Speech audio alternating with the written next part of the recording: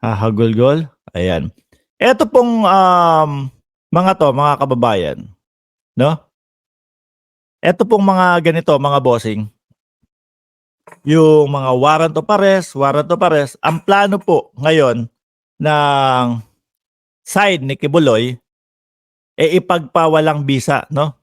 Magpapasa sila ng motion to quash warrant of arrest para mapawalang bisa po yung warrant of arrest, mga kababayan. So, meron akong narinig, 'no, na si Tolentino, mga kababayan. Hindi ko alam kung sa Senado niya sinasabi 'to, gano'n. Ipinapaliwanag niya, 'no, yung motion to quash warrant of arrest. Si Tolentino, mga kababayan, alam natin na, maka-DDS 'yan, mga kababayan. So, sabi ko, hindi man niya diretsahan na sinabi na ganyan na, pero parang nagtuturo siya doon sa Senado, kung sa hearing man ng Senado, i-correct niyo po ako kung saan niyo narinig ito, 'no? Parang mas tinuturuan niya pa, mga kababayan, yung kampo ni Kibuloy na eto ganito, pwede namang motion to quash yan, 'no? Na mapawalang bisa yang warrant of arrest na yan, ganito, bla bla bla, bla bla bla. Ewan ko kung alam nung mga abogado ni Kibuloy 'to. For sure alam po, mga kababayan. Pero ikaw bilang isang, senador, mga bossing, mariringgan mo yung senador natin na halos i-coach na yung mga ano, yung mga tawag dito, mga lawyer ni Kibuloy, mga kababayan. Iisipin po natin, mga boss, paano natin mapapatunayan, 'no? Paano nila mapapatunayan na sila ibinabayas sa loob ng Senado kung eto pong mga, mangilan-ngilan na senador natin, Robin Padilla, ano, lawyer, halos naglo-lawyer na kay Kibuloy.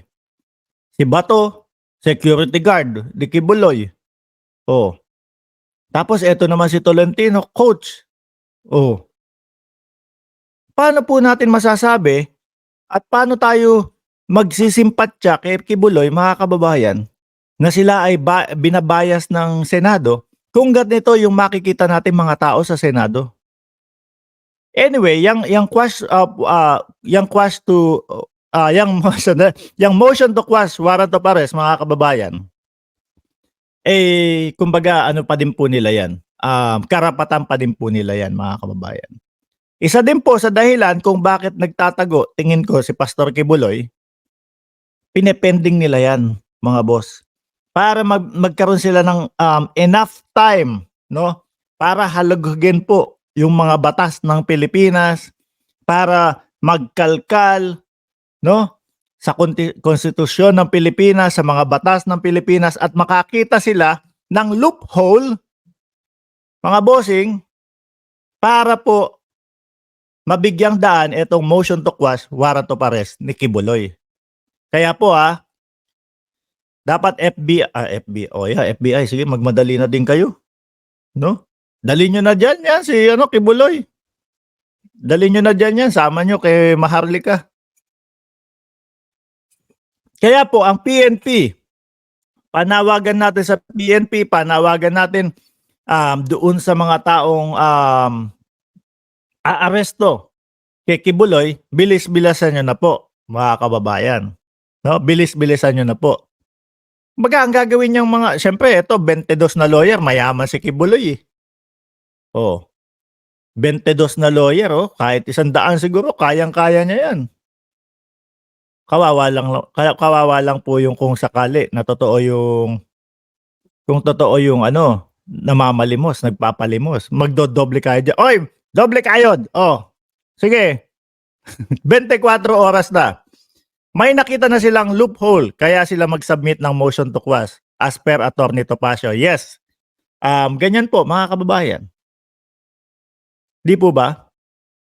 Pero, Pastor, kung nasaan ka man, 'no? Kung nasaan ka man, Pastor, galing-galingan mo ang pagtatago. Ay, sabi ni pa-drug test muna, BBM. Nasa muna yung katotohanan. Nasa muna yung pulburon video. Pakita muna ng pulburon video. Palibhasa uto-uto ka din eh. Uto-uto ka, ilang beses ka nang binigyan ng date eh, nagpapauto pa din hanggang ngayon. Baka nasa Timor-Leste si Pastor. Siguro hindi na nila gagawin 'yon, mga kababayan.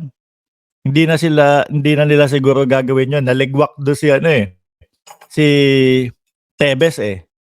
Siyempre pagka medyo sablay na yung una, sa iba naman. Weng, buen dia. Salamat po sa inyong pagdalaw dito sa ating channel and salamat sa pag-subscribe.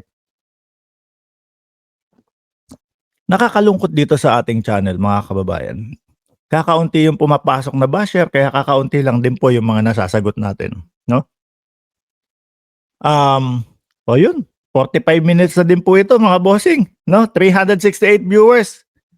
Paki-like na lang po itong live stream natin, mga kababayan, and dun sa mga bagong pasok, huwag niyong kalimutan na i-subscribe na din po itong channel natin, mga bossing, okay? Shout out sa inyong lahat. Shout out kay Junbag, shout out kay Ate Jocelyn Herrera, kay Bertoy Martinez. Ano sabi ni Bertoy? Padrag test si BBM, si Maharlika, di mahagilap. Paalam po sa inyong lahat and God bless po. Okay?